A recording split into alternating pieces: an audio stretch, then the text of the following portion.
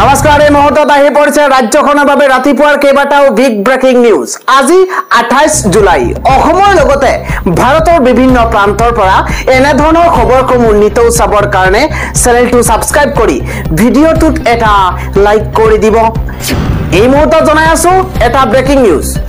অসমৰ প্ৰকৃত বাংলাদেশী হৈছে বিজেপি নেতা শিলাদিত্য দেৱ। অসমৰ প্ৰকৃত বাংলাদেশী হৈছে বিজেপি নেতা শিলাদিত্য দেৱ। অসমলৈ বাংলাদেশী অনাথ ঠিকাদাৰ হৈছে শিলাদিত্য দেৱ।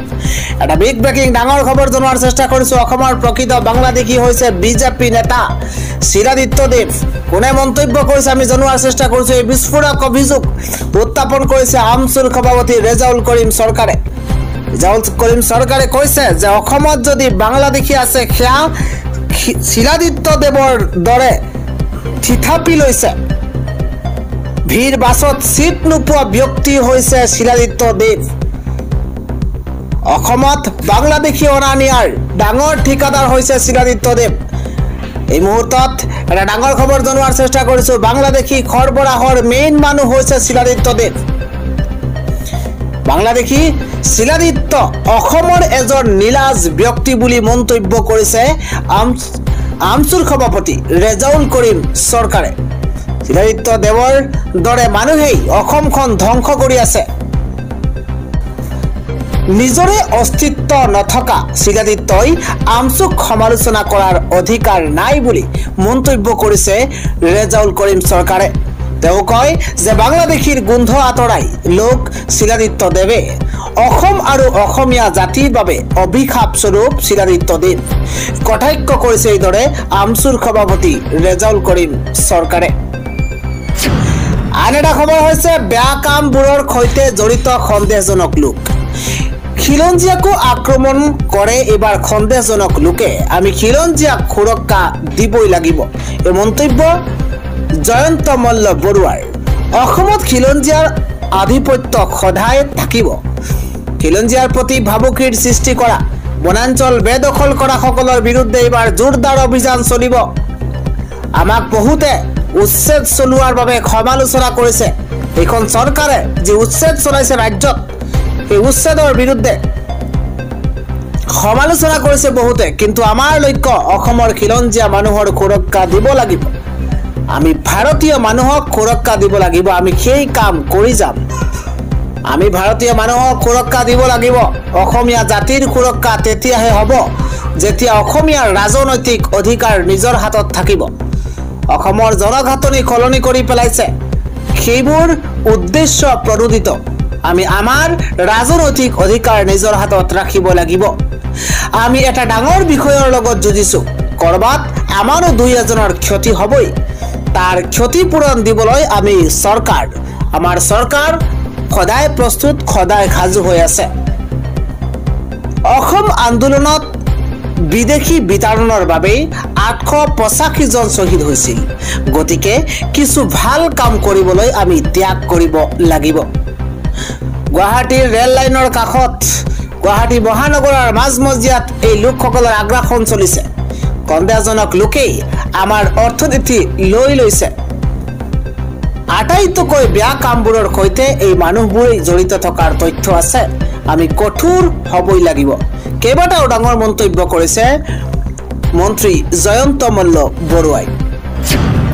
আন এটা খবৰ হৈছে উচ্ছেদিত লোকসকল বাংলাদেশী নহয়, প্ৰকৃত ভাৰতীয় হয়, অসমৰ সন্তান হয়।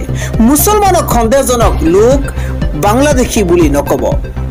এই মুহূৰ্তত এটা ডাঙৰ খবৰ জনোৱাৰ চেষ্টা কৰিছো। উচ্ছেদিত লোকসকল বাংলাদেশী নহয়, প্ৰকৃত ভাৰতীয় হয়। উচ্ছেদিত লোকসকল সন্দেহজনক লোক নহয়, অসমৰ সন্তান হয়। মুছলমানক টাৰ্গেট কৰি উচ্ছেদ চলাইছে হিমন্ত বিশ্ব শৰ্মা চৰকাৰে। অসমৰ মুছলমান অসমৰ স্থায়ী বাসিন্দা হয়। মুছলমানক সন্দেহজনক লোক আৰু বাংলাদেশী বুলি নকব। 1 আগষ্টত দিল্লী কবাবলৈ সাজু অসম সংখ্যালঘু সংগ্ৰাম পৰিষদে। উচ্ছেদিত মুছলমানক গৰু ছাগলীৰ দৰে য'তে ত'তে ৰাখিছে। উচ্ছেদ কৰক, তাত আমাৰ কোনো আপত্তি নাই, কিন্তু উচ্ছেদিতক সংস্থাপন দিয়ক চৰকাৰে। মুছলমান ল'ৰা ছোৱালীৰ শৈক্ষিক জীৱন ধ্বংস নকৰিব। ধিঙৰ 6খনকৈ গাঁৱত উচ্ছেদৰ জাননী দিয়াৰ পাছতে সৰব হৈ পৰিছে এইদৰে সংখ্যালঘু সংগ্ৰাম পৰিষদ। আজি ৰাতিপুৱাৰ আন এটা ডাঙৰ খবৰ। 7 দিনৰ ভিতৰতে গুৱাহাটী মহানগৰীত চলিব সৰ্ববৃহৎ উচ্ছেদ অভিযান। শ শ মিয়া মুছলমানৰ এই মুহূৰ্তত হাহাকাৰ লাগিছে। এই মুহূৰ্তত এটা বিগ নিউজ। 7 দিনৰ ভিতৰতে মহানগৰী গুৱাহাটীত চলিব বৃহৎ উচ্ছেদ অভিযান।